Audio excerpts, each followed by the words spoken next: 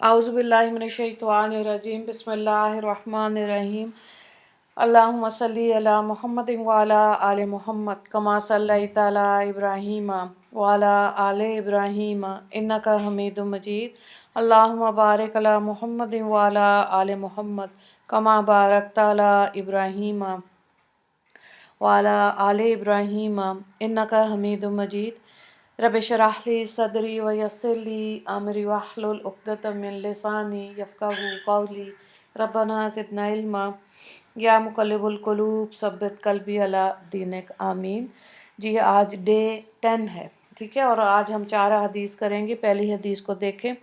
لیس منا من خب بامرأۃ علی زوجها او عبدن علی سیدہ، وہ شخص ہم میں سے نہیں جو کسی عورت کو اس کے خاوند کے خلاف یا کسی غلام کو اس کے آقا کے خلاف گمراہ کرے، اکسائے، ٹھیک ہے۔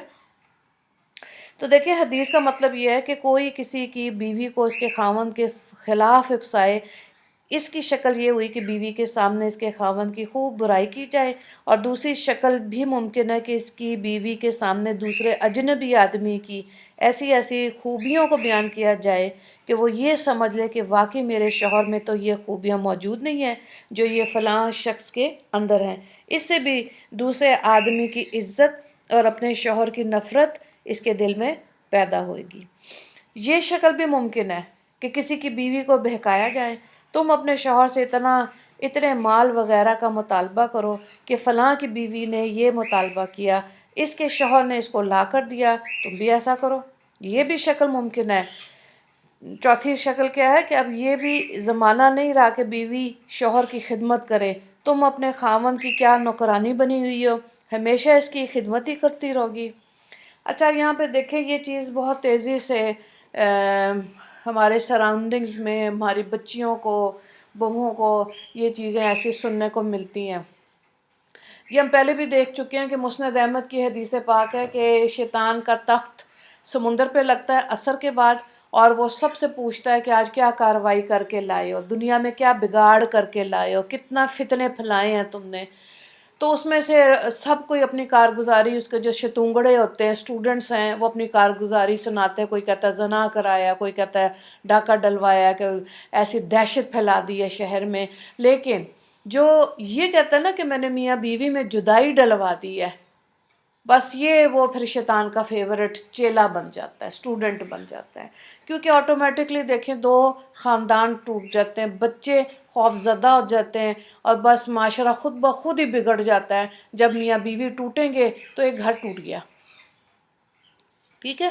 اسی لیے میاں بیوی کے اندر جو ہے نا نفرتیں، پریشانیاں، یہ سب کون ڈالتا ہے؟ تیسرا بندہ، تیسرا ڈال رہا ہوتا ہے۔ وہ خوش رہنا چاہتے ہیں، کمپنسیٹ کر رہے ہوتے ہیں، آپس میں ایک دوسرے کی غلطیوں کو، کمی کوتاہیوں کو مان رہے ہوتے ہیں۔ تیسرا بندہ آگ لگاتا ہے، اور جب غصہ آتا ہے نا خاوند کے اوپر تو فوراً لا حول ولا قوت الا باللہ العلی العظیم پڑھا کریں۔ 3 دفعہ پڑھیں، نہیں جا رہا آپ 5 دفعہ پڑھ لیں، 11 دفعہ پڑھ لیں، 21 دفعہ پڑھ لیں، لیکن اطمینان آ جاتا ہے۔ جیسے یہ پڑھتے ہیں نا تو اللہ تعالیٰ کی طرف رجوع کیا کہ یا اللہ میرے اندر اتنی قوت طاقت نہیں ہے۔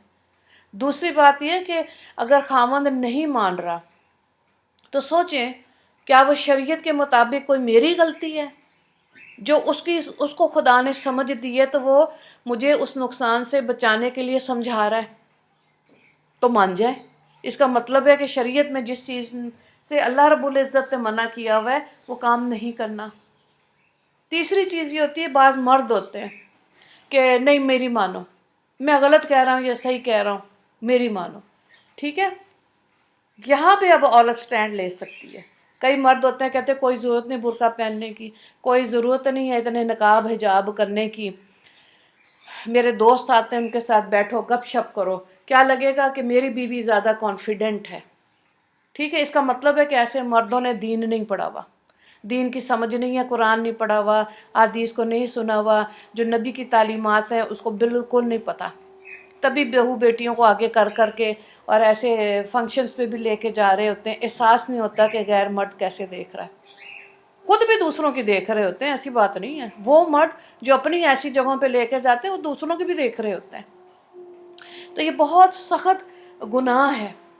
اور یہ کہ یہ تو وہ معاملہ نا جو میاں بیوی کا آپس میں، اور آپس کے اندر اتنی انڈرسٹینڈنگ ہے ہی نہیں، سمجھ ہی نہیں آ رہی کہ ہم نے اس رشتے کو نبھاتے ہوئے اللہ کے حکم کو کیسے عمل کرنا ہے. ٹھیک ہے. ہاں، بہت سے گھرانے ایسے ہیں جب میاں بیوی اس چیز کو سمجھتے ہیں، بڑی خوشحال زندگی گزارتے ہیں، بڑی مبارکباد کے مستحق ہیں، بچے بہت کانفیڈنٹ ہوتے ہیں، اس گھر میں بڑا سکون ہوتا ہے، کیونکہ دونوں میاں بیوی اپنی اپنی ذمہ داریاں احسن طریقے سے نبھا رہے ہوتے ہیں. بات تو ہے اکسانے کی، بد زن کرنے کی، ٹریگر کرنے کی کہ کون ہے ایسا. تو آپ دیکھیں ہمارے سراؤنڈنگ میں جو جوائنٹ فیملی سسٹم میں ہے نا، بعض دفعہ جیلسی ہوتی ہے نندوں کو، بعض دفعہ جیلسی ہوتی ہے ساس کو، اور اب اللہ ماشاء اللہ سسر بھی اس میدان میں کود پڑے. اللہ معاف کرے. ایسی ایسی سٹوریز سننے کو ملتی ہے نا، انسان حیران ہو جاتا ہے. کیا ضرورت ہے عورتوں کے مسئلے میں دخل دینے کی سسر کو؟ تو تیسرا بندہ اگر ایسی مداخلت کر رہا ہے تو الارم بجنا چاہیے نا، کوئی ایک صبر کرے جس کو بات سمجھ آ رہی ہے. ورنہ آپ دیکھیں طیش آتا ہے، غصہ آتا ہے، اور واقعی میں معاملات جو ہیں بگڑ جاتے ہیں. ٹھیک ہے. تو اس لیے اس چیز پہ تحمل مزاجی بہت ضروری ہے.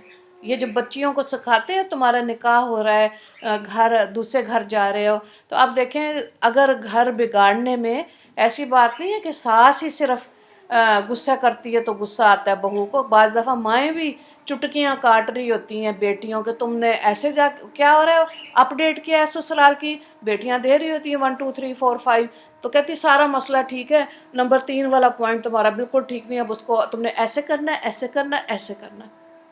نہ کریں. ٹھیک ہے. ہمارے جو بڑے تھے انہوں نے مداخلت نہیں کی گھروں میں، تو گھر آباد تھے. نانی کا گھر آباد، ماں کا گھر آباد.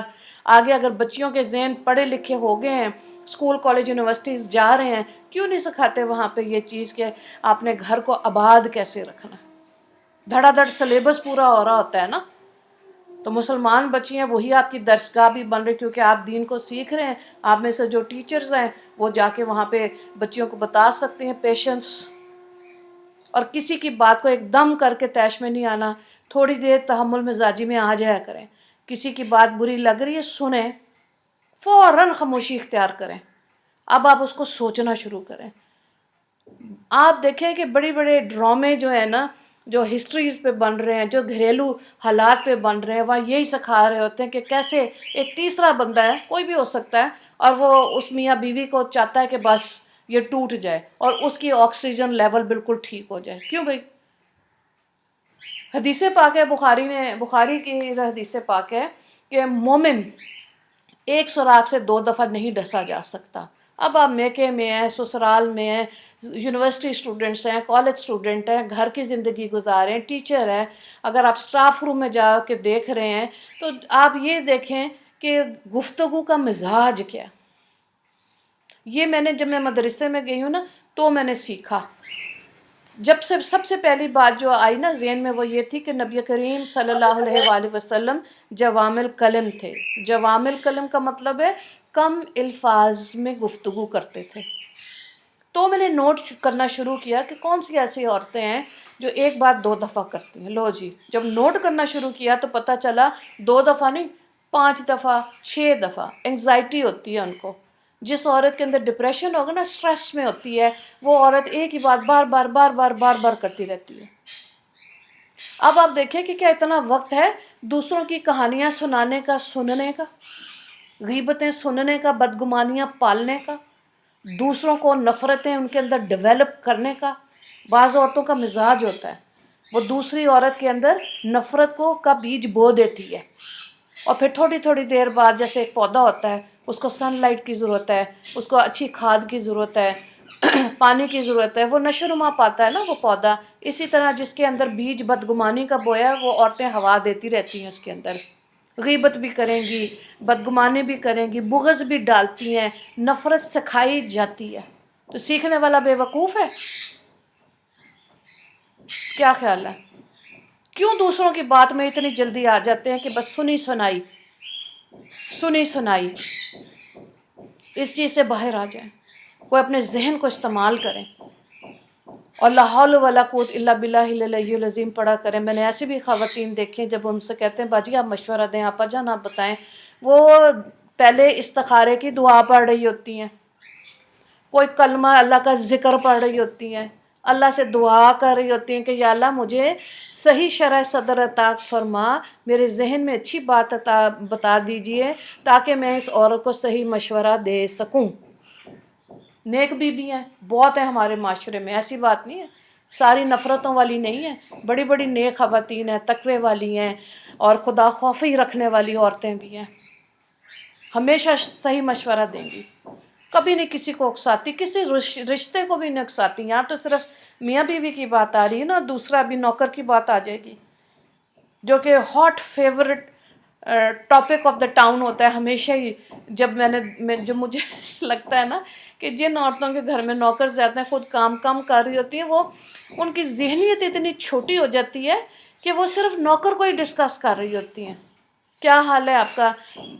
فوج میں تو پوچھتے ہوتے تھے بیوی بچے اور گاڑی ٹھیک ہے؟ گاڑی افسروں کا ذرا ویک پوائنٹ ہے. عورتوں کا کیا کہتے ہیں؟ اور گھر میں خیریت ہے؟ نوکر ٹھیک ہیں تمہارے؟ بس بیٹھ کے جو غیبتیں کرنا شروع کرتے. اللہ نے آپ کو ایک عقل والا بنایا، سمجھ والا بنایا.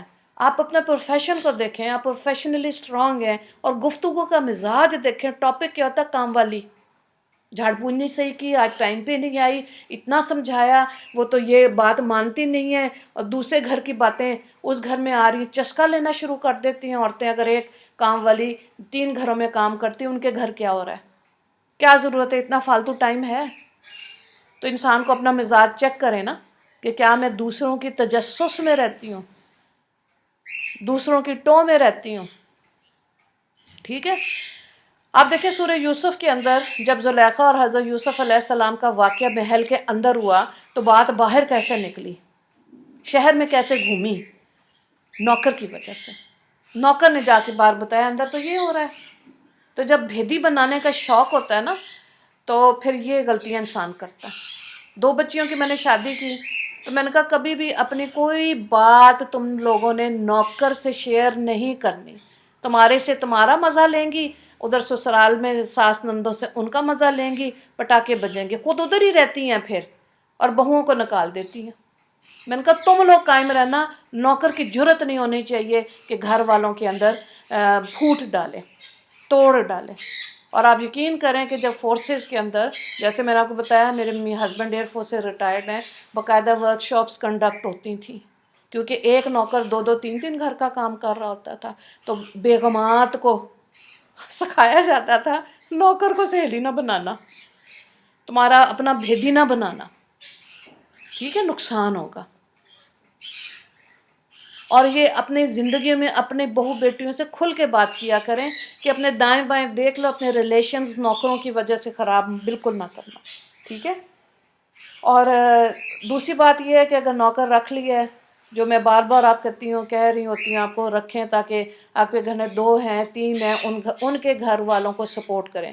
تصویر کا دوسرا رخ دیکھیں کہ اب آپ نے ان کو سپورٹ کرنا ہے جو لائل بھی ہوتے ہیں. کئی نوکر ایسے ہوتے ہیں بڑے فرما بردار، عبادت گزار، دعائیں کرنے والے، تمیز طریقہ سیکھنے والے، ایسے بھی ہوتے ہیں.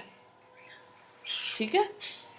یہ بھی حدیث پاک کا مفہوم ہے کہ بعض دفعہ برے حکمران اور نافرمان نوکر اللہ تعالیٰ مسلط کر دیتا ہے کسی انسان پہ، یہ بھی عذاب ہے. یہ حدیث کا مفہوم ہے. اور جن کو نیک صالح خدمت گزار مل گئے ہیں کہ آئیں اپنا کام کیا چلے گئے، یا وہاں 24 گھنٹے رہ رہے ہیں اور کوئی انٹرفیئرنس نہیں ہے، تمیز طریقے سے رہ رہے ہیں، اپنی جگہ کو پہچان رہے ہیں. تو اب جیسے رمضان آیا، عبادت کا ٹائم ہے، نمازوں کا ٹائم ہے، ان کا ٹائم ہلکا کریں. 15 منٹ دیں کہ جاؤ ظہر پڑھ کے آؤ، عصر پڑھ کے آؤ، ان کا قرآن پڑھائیں، ان کو نورانی قاعدے سے شروع کریں. یہ تھوڑی ہے کہ ہم تو پیسے دے رہے ہیں جو مرضی کریں، ان کو نچوڑ ہی دیں. بالکل بہت بری بات ہے. اپنے سے جو نیچے ماتحت ہے اور وہ کمزور ہے، اگر اس پہ ظلم کیا تو یہ بھی اللہ نے حساب لینا ہے. ایسے نہیں اللہ نے معاف کر دینا. یہ بھی نہیں ہوتا کہ ہاں میں تو اس کو دے رہی ہوں 1000 روپیہ اور کام آپ لیں 2000 روپے والا. یہ بھی گناہ ہے، ظلم ہے. اس کے کھانے پینے کا، ادویات کا، لباس کا، یہ اوور اینڈ ابو جاتا، خیال رکھیں. ٹھیک ہے، آپ نے 4-5 سال نوکر رکھ لیا، کافی ہوتا ہے اتنی خدمت، زیادہ خدمتیں نہیں لینی چاہیے نوکر سے، فارغ کریں، کسی اور گھر کا کام کریں، آپ کسی نئے بندے کی انٹری کریں، اس کو لکھائیں پڑھائیں، اس کو تمیز سکھائیں، دین سکھائیں، تاکہ نیا بندہ آپ کے پاس آ جائے۔ ہاں اگر نوکر یہ کہہ رہا ہے کہ میں نے تو رہنا ہے، میری یہ مجبوریاں ABCD، پھر آپ رکھ لیں۔ تو کئی لوگوں کے خاندانی نوکر ہوتے ہیں، دین اسلام میں اس چیز کی ممانعت ہے، خاندانی نوکر کوئی چیز نہیں ہوتا، خاندانی ڈاکٹر ہو سکتے ہیں، نوکر نہیں ہو سکتا، ٹھیک ہے۔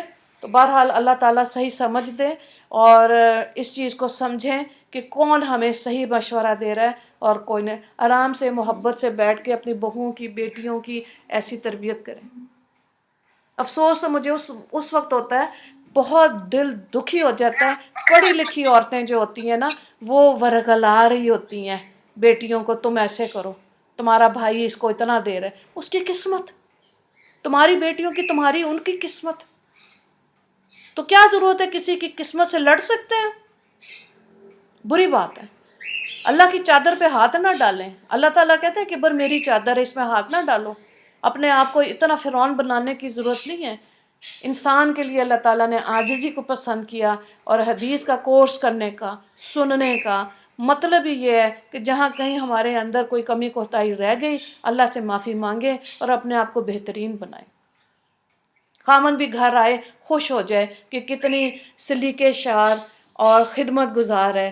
یہ آج کا نعرہ ہے کہ میری مرضی میں شادی کروں نہ کروں، میری مرضی میں سسرال والوں کا کام کروں نہ کروں۔ اور میں آپ کو بار بار بتا رہی ہوں کہ ٹھیک ہے، بہوؤں پہ خدمت ساس سسر کی فرض نہیں ہے، لیکن یہ ان کا خیال رکھنا، پانی دوائی پوچھ لینا احسان ہے، اور احسان کون کرتا ہے؟ محسنین۔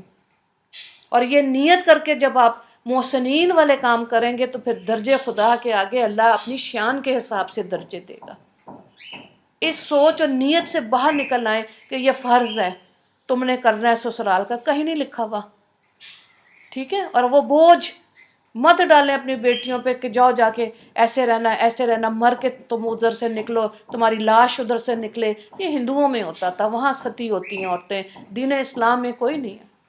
اچھی بات کر کے، حوصلہ دے کے، ہمت دے کے بچیوں کی شادیاں کریں کہ انجوائے کرو بھائی تمہیں یہ رشتے، کوئی تمہاری دیورانی ہوگی، کوئی جٹھانی ہوگی، کوئی نند ہوگی، ساس ہوگی، آگے ان کے خاندان ہے، مسکرا کے ملے سب سے، اور اللہ سے اجر کی امید رکھے، لوگوں سے نہیں۔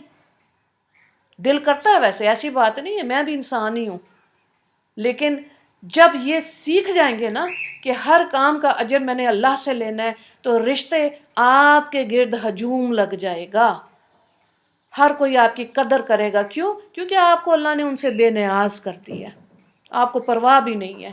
آپ تو اللہ کی خاطر کسی کو دوائی دے دی، کسی کو کوئی مسئلہ ہو گیا، باہر جانا ہے، آؤ میں تمہیں لے جو، مجھے گاڑی چلانی آتی ہے، اللہ اتنا بے نیاز کر دیتا ہے، اپنی محبت جس کے دل میں ڈال دیتا ہے نا وہ۔ اور پھر کیا ہوتا ہے، نبی کریم صلی اللہ علیہ وآلہ وسلم کے ساتھ نسبت بہت مضبوط ہو جائے گی، اور ان کا رویہ یہ ہوتا تھا کہ ہر صحابی کے ساتھ جب وہ بات کرتے تھے تو ہر ایک کو لگتا تھا کہ میرا تعلق اپنے نبی سے سب سے زیادہ ہے، وہ مجھ سے زیادہ پیار کرتے ہیں۔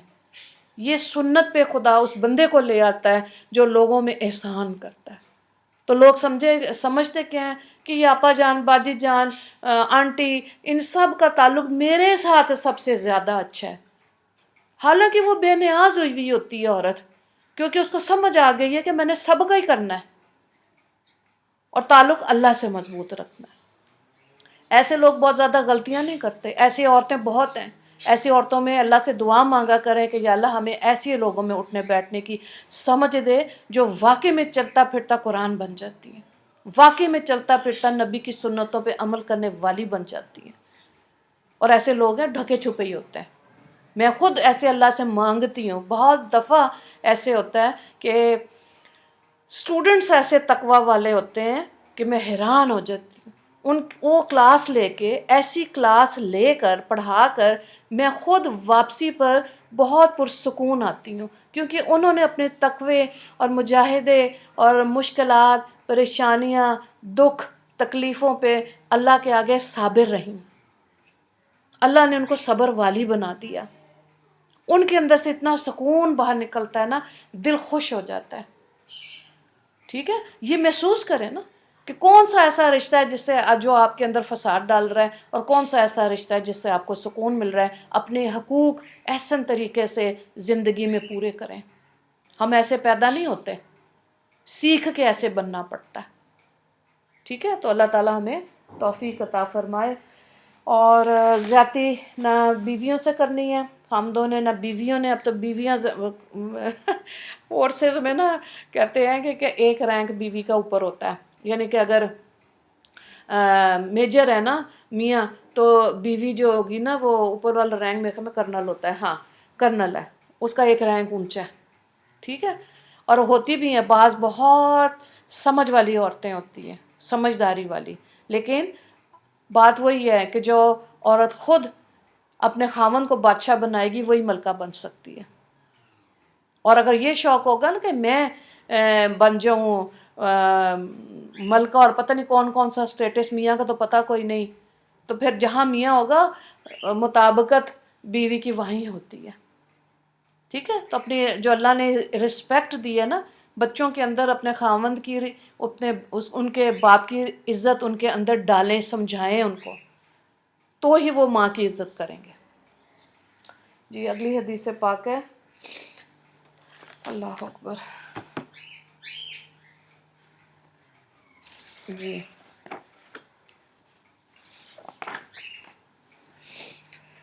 ہاں، شوربے میں پانی ڈال کر ہمسائے کا خیال رکھو. ہمسائے تو پوچھ کوئی نہیں رہا آج کل، سب کوئی اپنے اپنی زندگیوں میں مصروف ہیں. بہرحال اللہ کا حکم ہے، اس کو دیکھیں.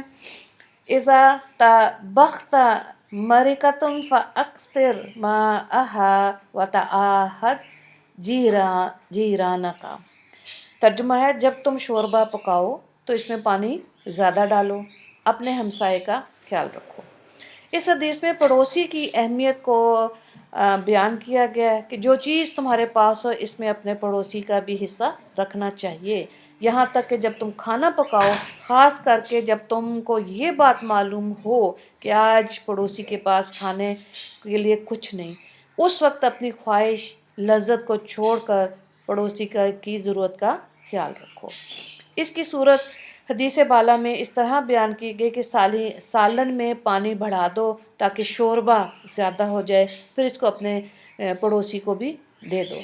یہ کام عموماً عورتوں کا ہوتا ہے. ٹھیک ہے، معمولی چیز کو دوسرے کے یہاں بھیجنے کو حقیر سمجھتی ہیں. اس لیے بخاری میں ان عورتوں کو مخاطب کر کے نبی کریم صلی اللہ علیہ وآلہ وسلم نے ارشاد فرمایا، اے عورتوں، تم میں سے کوئی عورت دوسری عورت کے ہدیے کو حقیر نہ سمجھے.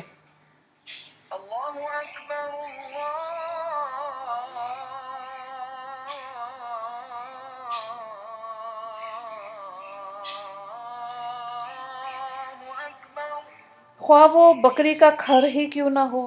اور صلہ رحمی میں مسلم اور غیر مسلم کی تخصیص نہیں، پڑوسی ہونے میں سب برابر ہیں. جیسے ایک مرتبہ عبداللہ بن عمر رضی اللہ تعالیٰ عنہ نے ایک بکری ذبح کی اور اپنے غلام کو فرمایا کہ سب سے پہلے اس کا گوشت پڑوسی کو دیا جائے. وہ یہودی تھا، تو فرمایا کہ یہودی ہے تو کیا ہے، پڑوسی تو ہے. ٹھیک ہے. اچھا اب دیکھیں آپ، پہلی بات تو میں آپ کو بتاؤں، شوربے تو ہو گئے ہمارے کھانوں سے ختم، بچے کھاتے کوئی نہیں، نہ بندے کھاتے ہیں. لیکن جن گھروں میں آج بھی شوربہ بنتا ہے، آپ یقین کریں وہ غذائیت سے بھرپور غذا ہے. کیونکہ جو بھی آپ نے جس چیز کا بھی شوربہ بنایا ہے نا، مٹن کا، بیف کا، چکن کا، ایون مچھلی کا، اس کے اندر ساری غذائیت اس شوربے میں چلی جاتی ہے. ٹھیک ہے. جیسے سوپ ہے، اب سوپ پی رہے ہیں تو ساری چیزوں، اس کا اثر ہڈیوں کا، گوشت کا نکالنے کے بعد اس میں اور چیزیں ڈال کر ہی سوپ بنتا ہے نا. تو شوربے میں پانی ڈالا اس نیت سے کہ پڑوسی جو ہیں ان کے گھر بھجوا دیں. ٹھیک ہے. آپ کبھی کبھی بھیج دینا چاہیے، 3 مہینے میں ایک دفعہ جو کچھ بھی بن رہا ہے اس میں سے آپ پڑوسیوں کی طرف بھیجیں. اچھا لگتا ہے، دے کے زیادہ اچھا لگتا ہے. لیتے ہوئے تو خوشی ہو ہی رہی ہوتی ہے. آپ دیکھیں کہ کیا دیتے ہوئے خوشی ہوتی ہے. اگر دیتے ہوئے خوشی ہوتی نا تو اللہ رزق میں برکت دے دیتا 700 گنا، 10 گنا، 700 گنا. کیونکہ ہم لوگوں کا مزاج یہ، ہم لے کے زیادہ خوش ہوتے ہیں، دیتے ہوئے ذرا تھوڑا سا نا کانسٹیپیشن ہو جاتی ہے. بہرحال اللہ رحم کرے، جو لوگ خوشی سے دے رہے ہیں مبارکباد کے مستحق ہیں. تو اب آپ نے اگر شوربے میں ڈال دیا ہے شوربہ اور ساتھ کو پوچھ رہے ہیں، اول تو یہ ہے کہ یہ بھی شہروں میں دیکھنے میں آتا ہے کہ پڑوسی دائیں بائیں آگے پیچھے جو پڑوسی ہیں ان سے اب ہم لوگ نہیں ملتے. اور کیا بخاری کی حدیث پاک ہے کہ آپ صلی اللہ علیہ وآلہ وسلم نے اتنے زیادہ احکامات بھیجے پڑوسیوں کے لیے کہ لوگوں نے یہ سمجھا کہ شاید ہمیں خوف تھا کہیں وراثت میں نہ ان کا حصہ آ جائے پڑوسیوں کا. ٹھیک ہے، لیکن اب دیکھیں وہاں یہودی ہے، یہاں دائیں بائیں اگر کوئی کرسچن ہے، کسی اور مذہب سے ہے، تو آپ کھانا بھیج رہے ہیں نا.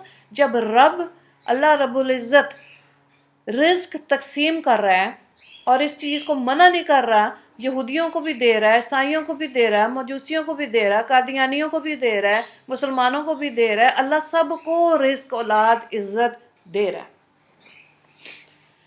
اور اللہ کا حکم کیا ہے؟ ظاہر ہے دین اسلام کو پھیلانا ہے نا، اس نیت سے کہ لوگوں کے اندر یہ چیز آئے کہ ہاں مسلمانوں کا رویہ بہت اچھا ہے. آپ دیکھیں جو قادیانی ہیں اور جو شیعہ ہیں، یہ لوگ بہت سافٹ سپوکن ہوتے ہیں، ان کے اندر بڑی نرمی ہوتی ہے. ان کے اخلاق زیادہ اس لیے ہوتے ہیں کیونکہ وہ چاہتے ہیں کہ وہ لوگ ان کے مذہب میں کنورٹ ہوں، ان کے مذہب میں آئیں. وہ اس نیت سے نیکی کر رہے ہوتے ہیں. ٹھیک ہے، وہ کہ الگ بات ہے کہ عقیدہ ہی بگڑا ہوا ہے تو اللہ کے ہاں قبول ہی نہیں ہے، لیکن دھڑا دھڑ اپنے اندر ڈال رہے ہیں، پیسہ لگاتے ہیں. تو مسلمانوں کو تو آلریڈی دین اسلام اتنا خوبصورت دین مل چکا ہوا ہے، جو کہ حضرت موسیٰ علیہ السلام نے بھی کہا کہ میرا دل کرتا ہے یہ امت مجھے مل جائے. تو اللہ نے کہا تھا آپ کو آپ کی امت مل گئی، نبی صلی اللہ علیہ وآلہ وسلم کی امت ان کی ہے. تو جب اتنا زیادہ درجہ مل گیا تو پھر دین کو سمجھنا چاہیے نا. تو کبھی کبھی نیت کر کے جو بھی آپ بھیج رہے ہیں تو آپ یہ سوچیں کہ ہاں میں نے حدیث کی کلاس میں یہ حدیث سنی ہے، اس لیے میں اس پر عمل کر رہی ہوں، ہمارے نبی خوش ہو جائیں گے، اللہ رب العزت خوش ہو جائیں گے. تو کھانے کو کبھی زیادہ کر لیں.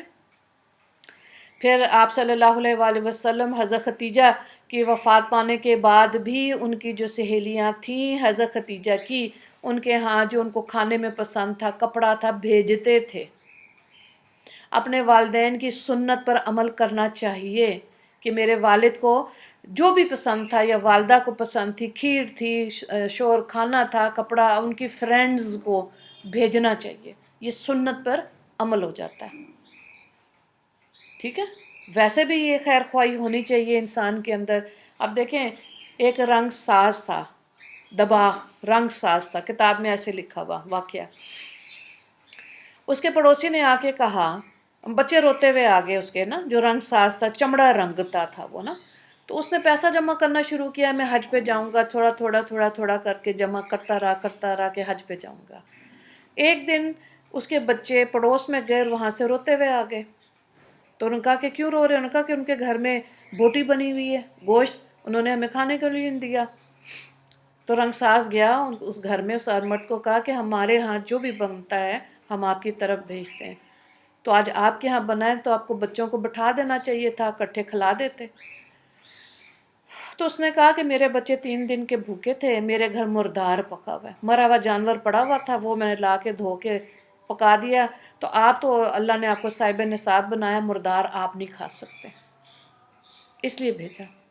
ٹھیک ہے، ہم نے پڑھ چکے ہیں سورہ المائدہ میں بھی اور ایک صورت میں بھی کہ جب جان کو خطرہ ہو، انسان مرنے والا ہو، تو تب مردار کھا سکتا ہے، تھوڑا سا لذت نہیں لے سکتا اس گوشت سے.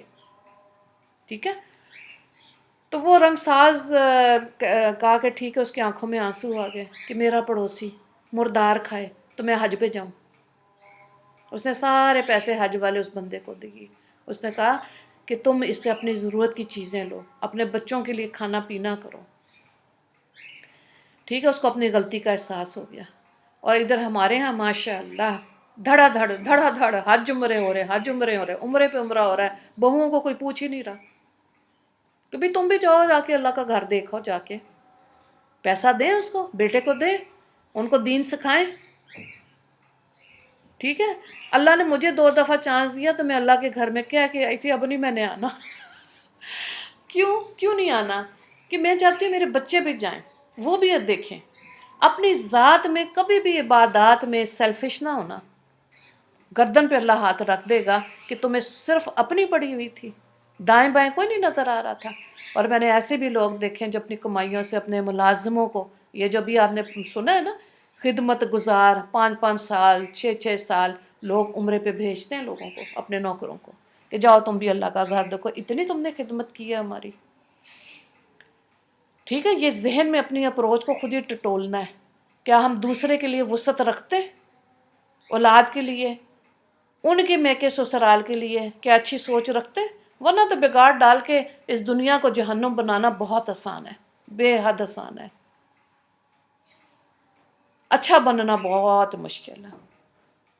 ٹھیک ہے. تو بہرحال جہاں کہیں بھی آپ دیکھیں پڑوس میں جہاں جن کا آپس میں ملنا جلنا ہے، بعض پڑوسی تو آج کے دور میں چاہتے ہی نہیں ہے کہ انٹرفیئرنس کی جائے، ان میں مداخلت کی جائے. ٹھیک ہے. چلیں پھر چھوڑ دیں. لیکن اپنا جب کبھی اچھا بنا، کوئی اوکیزن ہو گیا، کبھی کبھی بھجوا دینا چاہیے تاکہ اس حدیث پر بھی عمل ہو جائے. اور ٹھیک ہو گیا. آگے دیکھیں اگلی حدیث، تیسری حدیث کون سی ہے؟ ہاں، قیامت کے قریب آدمی جانوروں کی طرح کھائے گا. تیسری حدیث جو ہے آج کی وہ ہے، قال النبی صلی اللہ علیہ وسلم لا تقوم الساعة حتى يخرج قوم يأكلون بألسنتهم كما تأكل البقرة بألسنتها. نبی کریم صلی اللہ علیہ وآلہ وسلم نے فرمایا قیامت اس وقت تک قائم نہیں ہوگی جب تک ایسی جماعت پیدا نہ ہو جائے جو اپنی زبانوں کے ذریعے اس طرح کھائیں جس طرح گائیں اپنی زبانوں سے کھاتی ہیں. اب آپ دیکھیں یہ گائے اور بکری سارا دن کھاتی ہیں، سارا دن کھاتی رہتی ہیں، ہے نا. ان کا وہ جو جبڑا ہوتا ہے نا وہ ہلتا ہی رہتا ہے، ہلتا ہی رہتا ہے. بہت کم ٹائم کے لیے یہ خاموش ہوتی ہیں، اتنا کھاتی ہیں. اس لیے حدیث میں یہاں یہ مثال دی گئی ہے.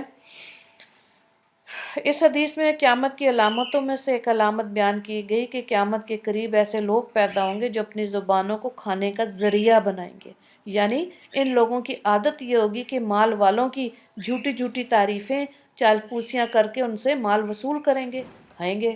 بعض علماء نے کہا دوسرا مطلب بیان فرمایا کہ یہ لوگ اپنی تحریر، فصاحت، بلاغت کا جھوٹا مظاہرہ کریں گے، پھر اس کی وجہ سے جو ان کو مال ملے گا اس کو کھائیں گے.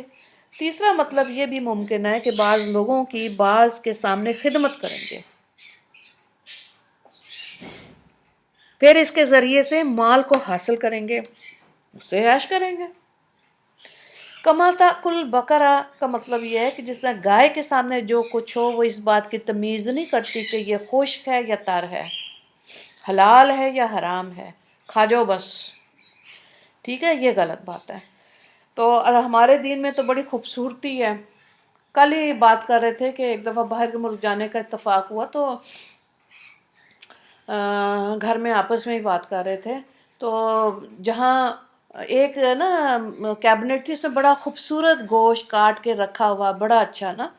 تو میں نے کہا یہ کون سے جانور کا اتنا زبردست، اس کا رنگ اتنا گلابی ہے، ٹینڈر، اور وہ دیکھنے میں بھی بڑا حسین لگ رہا ہے، نرم بھی ہوگا. تو وہ بتایا گیا کہ یہ سور کا گوشت ہے، دیکھنے میں حسین ہے، کھانے میں اس کی لذت ہے. تو میں یہ کل یہ بات کر رہی تھی کہ ٹرکی جو ہوتا ہے نا پرندہ جانور، اس کا گوشت نا لذیذ ہوتا ہے. آپ میں سے جس نے کھایا ہوگا، بکری کا بھی دیکھیں اس کا علیحدہ ذائقہ، اس میں چکناہٹ زیادہ ہوتی ہے، بیف کا ایک اپنا فلیور ہے، چکن کا ایک اپنا فلیور ہے، پھوکا پتہ نہیں کیا بات ہے، سارے ہمارے بچے اسی کے پیچھے بھاگ رہے ہوتے ہیں. بہرحال مچھلی کا دیکھیں اس گوشت کا اپنا فلیور ہے. تو ٹرکی کا جو گوشت ہوتا ہے اس کا فلیور بڑا اچھا ہوتا ہے. تو بات یہ ہوئی کہ نا پگ کے گوشت کی بھی لذت ہے، اب اللہ نے حرام کیا. یہ لذتوں والی چیزوں سے اپنے آپ کو بچائیں گے تو جنت میں جائیں گے. لذت کس چیز میں نہیں ہے؟ کھانے پینے میں، لباس میں، اور رہن سہن میں. جہاں بھی لذت آ گئی نا، صرف زبان تک. تو چھوٹے ہوتے گھر میں شروع سے کھانے پینے کی شوقین ہوں خیر. اب میرے والد مجھے کہتے تھے کہ تم کس طرح تمہیں ہوتا ہے نا مجھے یہ بھی کھا لوں وہ بھی کھا لوں. میں نے کہا ہاں میں پیدا ہی ہوئی ہوں اس لیے کھانے کے لیے.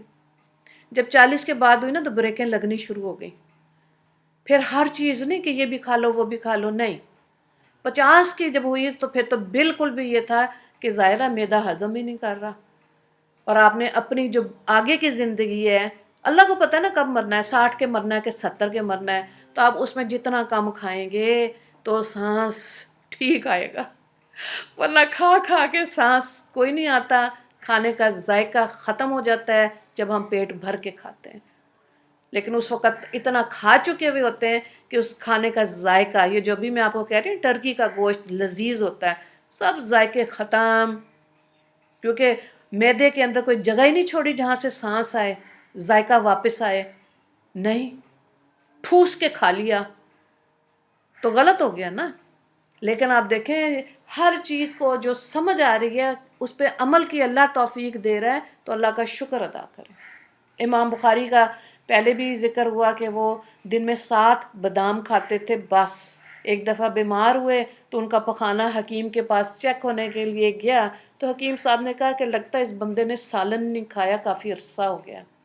تو امام صاحب نے کہا میں دن میں 7 بادام کھاتا ہوں اور بس. اور پھر آپ دیکھیں کہ کیا انہوں نے کام کیا کہ قرآن کے بعد سب سے زیادہ پڑھی جانے والی کتاب بخاری شریف ہے. پوری دنیا میں صحیح بخاری ہے. ٹھیک ہے، شعر کو دیکھیں. یہ بھی مجھے مدرسے میں جا کے پتہ چلا جب وہ پہلے مزاج بناتے ہیں نا مدارس میں کہ اب آپ اسٹوڈنٹ ہیں قرآن کے یا حدیث کے یا کوئی کورس آپ نے لیا ہے سال ڈیڑھ کا، تو آپ پہلے اب اپنے آپ کو یہ بتائیں کہ آپ نے روزے زیادہ رکھنے ہیں، نفل پڑھ کے اللہ سے حکمت مانگنی ہے، باوضو رہنا ہے، کم کھانا ہے.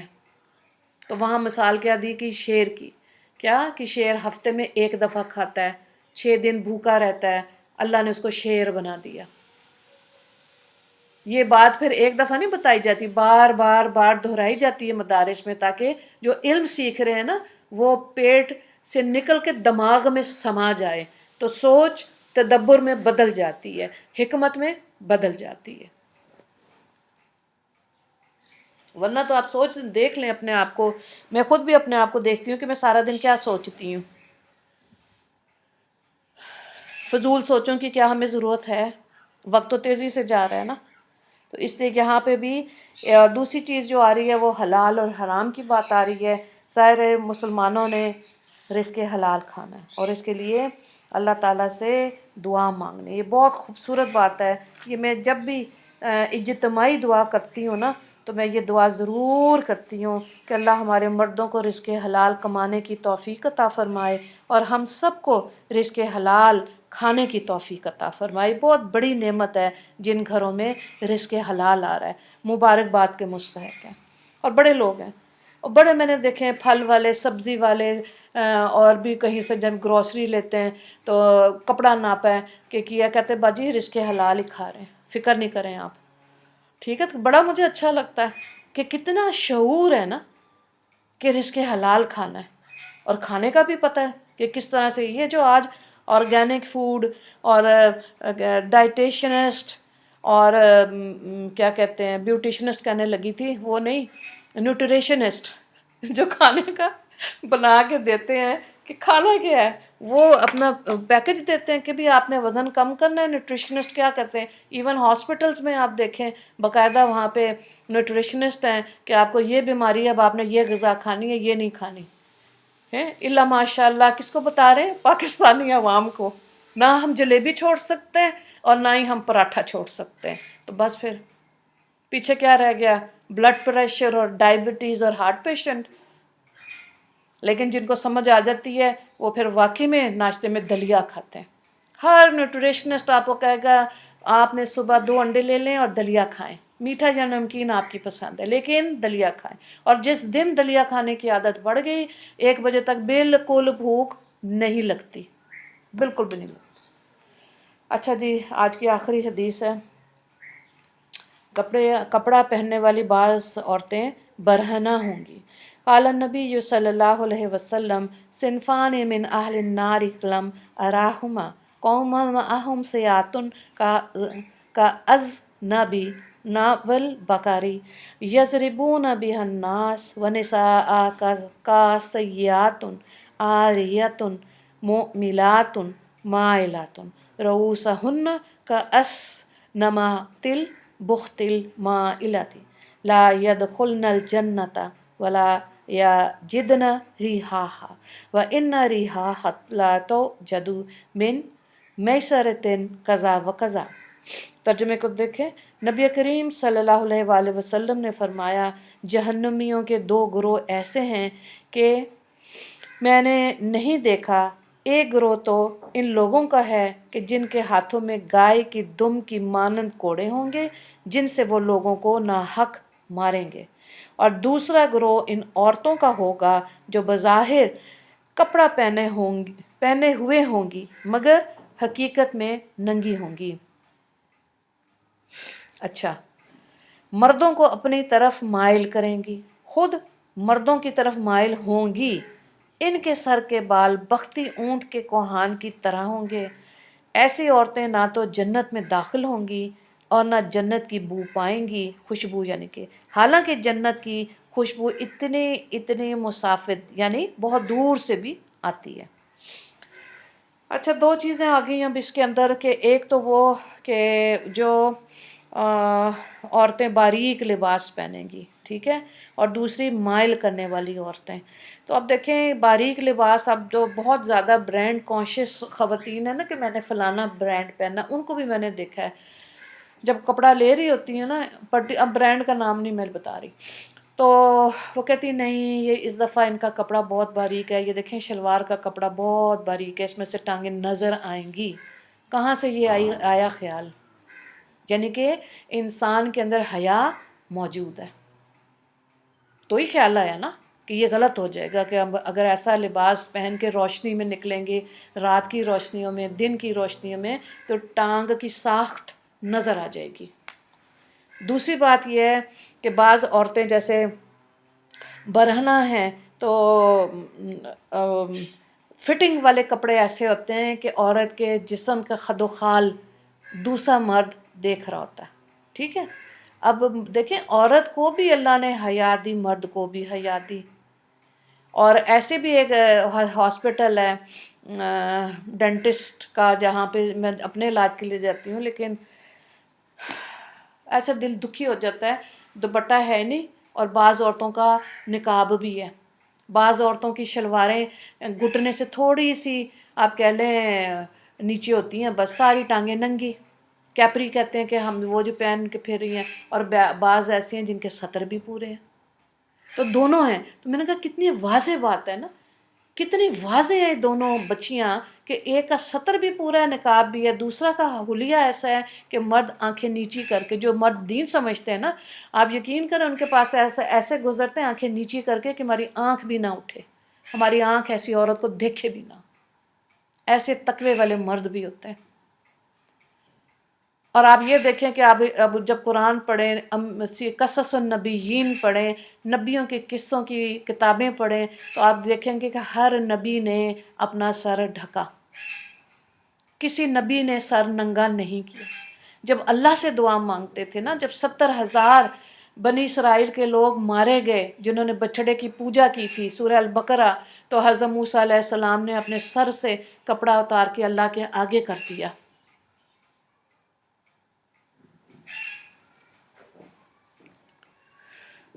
کہ یا اللہ رحم کرتا ہے، اگر سارے ہی مر گئے تو اللہ کی عبادت کرنے والے کون رہیں گے؟ تو اللہ نے معافی دے دی تھی، دنیا میں ہی معاف کر دیا تھا۔ ملکہ زبیدہ نے جب نہر بنائی نا، عراق سے پانی لے کے آئی مکہ کے لیے، مکہ میں پانی کم ہو گیا تھا، مدرسے بنائے، مسجدیں بنائی، تو دنیا سے چلے گئی، کسی اللہ والے نے پوچھا ہاں کیا معاملہ ہو، انہوں نے کہا میری بخشش ہو گئی۔ تو بندے نے کہا ظاہر ہے تم نے اتنا کام کیا، مدرسے بنائے، مسجدیں بنائیں، اور بخشش تو ہونی تھی۔ اس نے کہا نہیں، جب میری حاضری ہوئی نا اللہ کے سامنے، تو اللہ نے کیا لے کے آئی ہو؟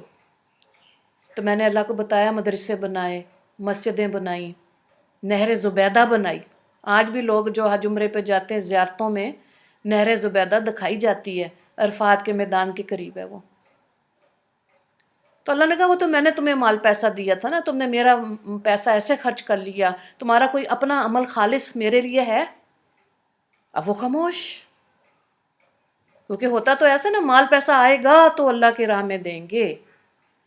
کبھی غریب کو دیکھا اس کے پاس ایک برگر ہوتا ہے خالی، اندر سے خالی ہوتا ہے، بن ہوتا ہے، وہ آدھا خود کھاتا ہے آدھا ساتھ والے کو دے دیا، ٹوٹل میں سے ہاف دے دیا غریب بچے نے. اس کی وقت اللہ کے ہاں کتنی زیادہ ہوگی. بھوک، ہم تو کھا کھا کے مر جائیں گے. تو اللہ تعالیٰ نے اس کو یاد کرایا کہ دیکھو ایک دفعہ تم کھانا کھا رہی تھی، تم نے میرا اذان سنی، اذان میں میرا نام سنا، اللہ اکبر اللہ اکبر اللہ اکبر اللہ اکبر، تم نے میرے نام کی عزت میں اپنا ننگا سر ڈھک لیا، یہ تمہارا عمل میرے لیے تھا. اللہ نے اس کی بخشش کر دی. آج ہماری بہو بیٹیاں دیکھیں، اسکول میں نوکریاں، ہسپتال میں نوکریاں، کسی دفتر میں بھی نوکریاں، سر ننگا بیٹھی ہوئی ہیں، دوپٹے گردن کے ساتھ سینہ نظر آ رہا ہے. سامنے والے بھی جو بیٹھے ہوئے مرد چس کا مزہ لے رہے ہیں، ہاں 35 نمبر کی پہنی ہوگی یا 36 نمبر کی برا پہنی ہوگی، سب پتہ ہوتا ہے آدمیوں کو. اور بعض ایسے حیا والے ہوتے ہیں کہ اپنا ایمان بچانے کے لیے آنکھیں بےچارے نیچی کر کے بیٹھتے ہیں. پھر کہتے ہیں ہم وی آر ویری پروگریسو، ہماری تو بہویں بیٹیاں ہماری فلانی جگہ جاب کرتی ہے، سٹیٹس سمبل بنا لیا، بیڑا غرق کر دیا. بیٹیوں پہ اللہ نے وہ بوجھ نہیں ڈالا جو ماں باپ اور خاوند ڈال دیتے ہیں. کتنی بری بات ہے. اور پھر کوئی ہوش میں ہے ہی نہیں، کوئی بتانے والا نہیں ہے کہ کیا کر رہے تم، شریعت اللہ کے حد سے باہر نکل گئے. ٹھیک ہے. اب آپ دیکھیں حضرت ختیجہ رضی اللہ تعالیٰ عنہ، one of the finest richest business woman تھیں اپنے دور کی. خود تھوڑی جاتی تھی، میسرہ ایک آدمی رکھا ہوا تھا وہ جاتا تھا. حضرت عائشہ مرہم پٹی کرتی تھی، نبی کی ہر بیوی ایک غزوے میں ساتھ ہوتی تھی، مرہم پٹی ہو رہی ہوتی تھی، لیکن سطر پورا ہوتا تھا. یہ تھوڑی ہے کہ گلے اتنے بڑے بڑے پہنے ہوئے ہوں اور باریک لباس پہنے ہوئے ہوں اور آپ جا رہے ہیں کہ جی ہم خدمت کر رہے ہیں. بندہ کہ مرد بیچارہ پریشان ہو جاتا ہے کہ کیسے ہم اپنے آپ کو بچائیں. یہ کیا بن کے پھر رہی ہوتی ہیں. اس کا مطلب ہے کہ گھر کے اندر اگر بیٹی نکل رہی ہے تو ماں کو ہوش کوئی نہیں، اور اگر بیوی نکل رہی ہے تو خاوند کو دین کا کوئی نہیں پتہ. عورت دیکھ کے پتہ چل جاتا ہے کہ گھر کے مردوں کو دین کی کتنی سمجھ ہے. اور یہ جو مزاج ہے نا، اب تو خیر چلیں برقع اور گاؤن فیشن میں آ گیا، اور یہ سر کے اوپر وہ جو کوہان، اونٹ کی کوہان کی طرح جوڑا بنا کے برقعے پہن رہی ہوتی ہیں، زیادہ خوبصورت لگ رہی ہوتی ہیں، نہ چاہتے ہوئے بھی نظر اٹھتی ہے. وہ ایک لڑکا تھا ادھر یہاں جہاں میں رہتی مولف لاہور میں، اتنا اونچا اس نے چھتا بنایا ہوا. میں گزر گئی اس کے پاس سے، لیکن میں نے کہا کہ نہیں، میں نے حدیث سنی ہوئی ہے کہ قیامت کے قریب اونٹ کی کوہان کی طرح بال بنائیں گے مرد اور عورتیں. پھر میں واپس آئی، میں کہی تو گردن میرے اللہ نے ہاتھ رکھ دینا کہ بولی کیوں نہیں. میں نے کہا بیٹے بات سنو. جی آنٹی. ینگ لڑکا تھا، ہوگا کوئی 26-27 سال کا. میں نے کہا بیٹے آپ کو پتہ ہی ہے آپ نے بال بنائے ہیں نا، دس از ناٹ الاؤڈ ان اسلام. میں نے کہا مسلمان ہو؟ جی میں سید ہوں. میں نے کہا پھر نیٹ پہ ضرور یہ علی حدیث سننا، ڈھونڈیں آپ ضرور تاکہ آپ خود. اس بچے کی آنکھ میں آنسو آ گئے. اس نے نہیں یہ کہا کہ آپ کون ہوتی ہیں مجھے بتانے والی، یہ لڑکیاں کہتی ہیں مجھے. آنٹی دین اندر ہوتا ہے انسان کے، ہمیں پتہ ہے کہ ہم مسلمان ہیں، ہمارے اندر دین ہے. ان کو کہا نا کہ بیٹے آپ کے بازو پورے نہیں ہیں، آپ نماز پڑھ رہی ہو. آنٹی آپ رہنے دیں. یہ ہر انسان کا معاملہ. اس کا یہ مطلب نہیں ہے کہ اگر ہم نے دین کی کوئی بات سن لی اور ہم آگے نہیں بتائیں گے. نہیں، اللہ کی پکڑ سخت ہے. پھر بولیں، اللہ سے کہیں میری زبان میں اتنی قوت دیں. ہاں ٹھیک ہے، میں جو مان رہی ہوں آپ کے سامنے کہ مجھے کھانے کا شوق ہے، لیکن اپنی زبان میں نے قوت گویائی، سچ بولنے کی طاقت اللہ سے لی ہے. اب بے شک میرے سامنے میرا خاوند ہو، ماں ہو، بچیاں ہوں، بیٹیاں ہوں، کوئی بھی رشتہ ہو، کوشش یہی ہوتی ہے کہ ان کو آرام سے بتا دیں کہ you are doing absolutely wrong. آپ اللہ کی حد کو توڑ رہے ہیں، آپ گناہ کے راستے پہ چل رہے ہیں، اپنے آپ کو بچا لو۔ کہہ دیا نا، سن لیا نا انہوں نے، تو گواہی بن گئی کہ سن لی انہوں نے۔ قیامت کے دن یہی چیزیں ریوائنڈ ہوں گی۔ جب اللہ پوچھے گا نا ہاں بولی تھی کہ نہیں، تو کہیں گے ہاں جی بتایا تھا۔ اللہ کہے گا ہاں بتایا تھا، جان چھٹ گئی۔ اور اگر علم حاصل کرنے کے بعد بھی، آپ دیکھیں کتنی دنیا جا رہی ہوتی ہے باہر کے ملکوں میں، ساتھ عمرے کر رہے ہوتے ہیں، واپس آتے ہیں تو کیا لگتا ہے؟ وہ باہر کا ملک نظر آ رہا ہوتا ہے ان کے اندر، عمرہ تو کہیں سے نظر ہی نہیں آتا۔ کیوں نہیں سوچتے کہ ہمارے پاس جانے والا وقت بہت نزدیک ہے؟ اور انسان کا پچھتاوا کب شروع ہوتا ہے؟ جب اس کے انگوٹھے سے نزا کے وقت جان نکل جاتی ہے۔ کیونکہ جیسے انگوٹھے سے جان نکلتی ہے نا، اللہ تعالیٰ زبان کو رول کر دیتا ہے، بات ختم، کچھ بھی نہیں بولے گا، کیونکہ اللہ دوسری دنیا کا پردہ کھول دیا ہے۔ اب وہ اس کی نزا ہے، فی الفور فارغ ہو گیا نزا سے، یا رہا ہفتہ 10 دن مہینہ، وہ اس کی قسمت ہے، لیکن بول نہیں سکتا وہ۔ اب وہ اپنی سزا کاٹنی اس کی شروع ہو گئی اگر برائی میں تھی۔ اور نیک لوگوں کو تو اللہ تعالیٰ ایسے پھولوں کی طرح لے کے جاتا ہے، ان کی جب جیسے جان نکلتی ہے، خوشبودار کپڑے کے اندر ان کی روح ہوتی ہے، آسمانوں پہ جاتی ہے، جا رہی ہوتی ہے، فرشتے کہتے کون ہے؟ تو سب باپ کا نام لے کر بتاتے ہیں کہ یہ اس بنت فلان بن فلاں بن فلاں کی بیٹی ہے۔ کافروں کے لیے بات فرق ہے، ان کا بدبودار ٹاٹ میں روح جاتی ہے، تو فرشتے بھی کہتے ہیں کون ہے یہ؟ ٹھیک ہے۔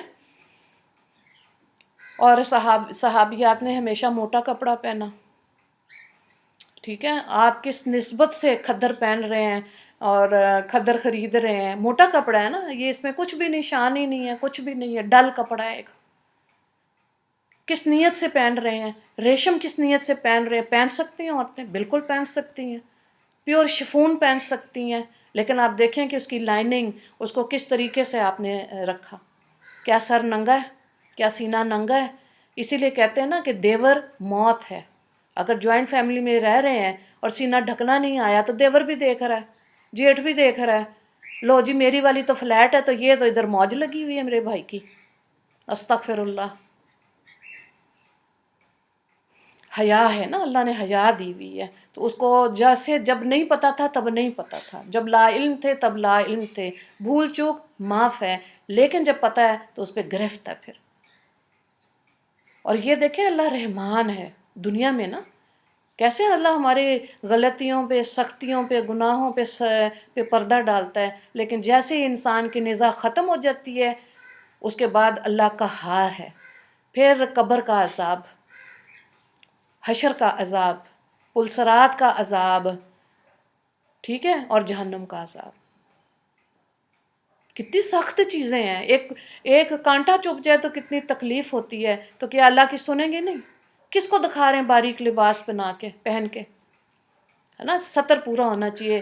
اور جتنے آپ دیکھیں، میں نے حیا والی، اللہ کا شکر ہے اللہ نے مدرسے میں بٹھایا ہے، ایسی قوم دکھائی، قوم تو وہ پاکستانی ہی ہے، مسلمان ہی ہیں، لیکن اتنا زیادہ احتیاط کرتی ہیں بچیاں اور خواتین اپنی حیا کی، اپنے پردے کی، آج بھی ہیں، ایسی بات نہیں ہے۔ مدرسوں کے علاوہ بھی گھروں کے اندر بھی ایسی بچیاں نظر آتی ہیں، لیکن ان کے کانوں کے ٹاپس نظر نہیں آتے مردوں کو، ٹھیک ہے، لال رنگ کی لپسٹک نہیں نظر آتی مردوں کو، گلے کی ہار چین نظر نہیں آتی غیر مردوں کو، ہاتھ میں چوڑیاں انگوٹھی بھی پہنی ہوں گی، اس کو بھی ان کو ہوتا ہے کہ ہم اس کو ڈھک لیں، نظر نہ آئے۔ ایسی بھی عورتیں ہیں جو جن کی رنگت نظر نہیں آتی، ہاتھ کی کالی ہیں، گندمی ہیں، گوری چٹی ہیں، ایسی ہیں۔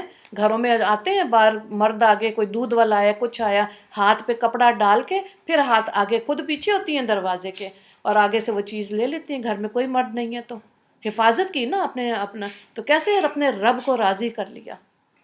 اور عذابوں کے لیے تو جو سنن نبی داؤد کے اندر ہے، مائل کرنے والی عورتیں، بہت سخت عذاب ہے۔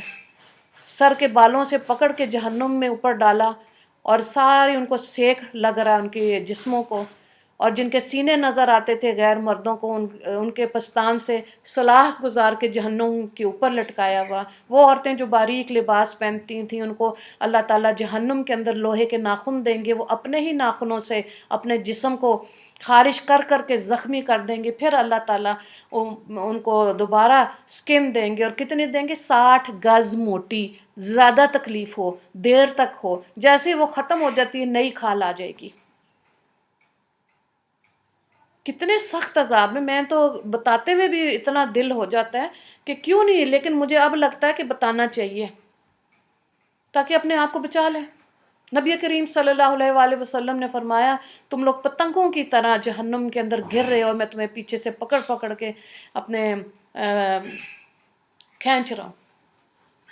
2 بیٹیوں کی میں نے شادیاں کی، دونوں کے دیور بھی ہیں جیٹھ بھی ہیں، چرئی پردہ کرتی ہیں گھر کے اندر، تو سسرال والے سمجھے یہ انہوں نے ایسی مذاق میں 2-4 مہینے کا شوق ہے، خود ہی ٹھیک ہو جائیں گی۔ اللہ نے صاحب اولاد بھی کیا، اور اللہ نے علم و حکمت بھی دی، اور اپنے طور سے جو بھی کام جس فیلڈ میں وہ کر رہی ہیں، اور سب پردے میں۔ اور یہ نہیں ہے میری ہے، ہزاروں بچیاں میں نے اب دیکھی ہیں جو ڈینٹسٹ بھی ہیں، گائناکالوجسٹ بھی ہیں، ٹیچرز بھی ہیں، پروفیسرز بھی ہیں، آفیسز میں بھی کام کر رہی ہیں، اگر نقاب نہیں پہن رہی گھر کے کسی مرد کی وجہ سے تو اس ماسک ضرور پہن رہی ہیں۔ کووڈ کا شکریہ ادا کریں جس نے چہرے ڈھک دیے۔ ہم مسلمان ہیں، اللہ نے چاہا غزوہ بدر کیوں ہوئی تھی؟ اسی لیے ہوئی تھی نا کہ مسلمانوں کو اپنی پہچان مل جائے۔ اللہ نے کافروں کو اور مسلمانوں کو الگ الگ کر دیا کہ یہ پہچانے جائیں، عورتیں پہچانی جائیں۔ عورتوں کو اگر دین سمجھ آ رہی ہے، بڑی نرمی سے بیٹھ کے خامدوں سے بیٹوں سے بات کریں کہ تحفظ دیں، ہمیں تحفظ دیں۔ اور جو عورت کہتی ہے نا نہیں میں نہیں پردہ کرتی، میرا میاں نہیں چاہتا، میں نہیں مانتی، عورت کی اپنی یہ جھوٹی خواہش ہے۔